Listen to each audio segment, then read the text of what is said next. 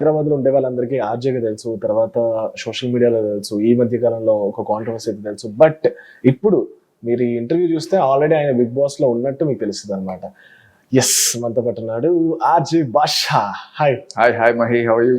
నమస్తే. సూపర్. ఈ భాష ఒక్కసారి చెప్తే 100 సార్లు చెప్పినట్టు. ఇప్పుడు ప్రస్తుతం పరిస్థితి ఎలా ఉందంటే, ఈ భాష ఒక్కసారి చెప్తే 100 సార్లు చెప్పినట్టు.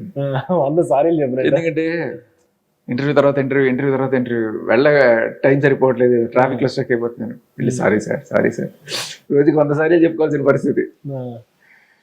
బట్ ఇప్పుడు అదంతా పక్కన పెట్టేస్తే ఇప్పుడు ఇంకొక న్యూ జర్నీ, కొత్త జర్నీ స్టార్ట్ అవబోతుంది. మేబీ ఇట్స్ బిగ్గెస్ట్ జర్నీ అని చెప్పచ్చు మీ లైఫ్ లో, కెరియర్ లో.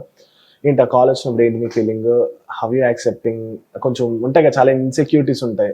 అంటే ఇది ఒక రోజులో జరిగిపోదు కదా. అవునవును. సో ఫస్ట్ కాల్ చేయడం, ఇంటర్వ్యూకి పిలవడం, మాట్లాడడం, వాళ్ళ టైమ్స్ మన టైమ్స్ మ్యాచ్ అవ్వడం, ఇవన్నీ చూసుకుని తర్వాత ఇప్పుడు ఓకే డన్. అప్పటికి మనకు ఒక ఐడియా ఉంటుంది. తక్కువని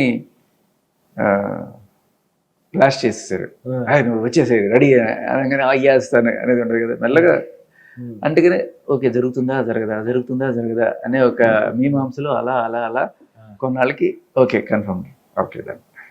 బిగ్ బాస్ 8 అంటే ఆల్మోస్ట్ ఇప్పుడు 105 days 18 members ఆల్మోస్ట్ ఉంటారు. ఫోన్ ఉండకూడదు మెయిన్. దీని గురించి ఏమంటారు? ఫోన్ లేకుండా హాయిగా ప్రశాంతంగా బతుకుతారు. అవునా? ఫోన్ లేకుండా ఉండగలరా అంటే ఈ టైంలో, ఈ జనరేషన్ లో? ఫోన్ లేకుండా అంటే మనుషులు ఉంటారు కదా, మనుషులు కూడా లేకపోతే అప్పుడు ఆలోచించాలి.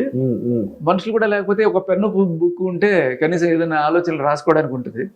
బట్ మనుషులు అంటే అంతకన్నా ఏముంది.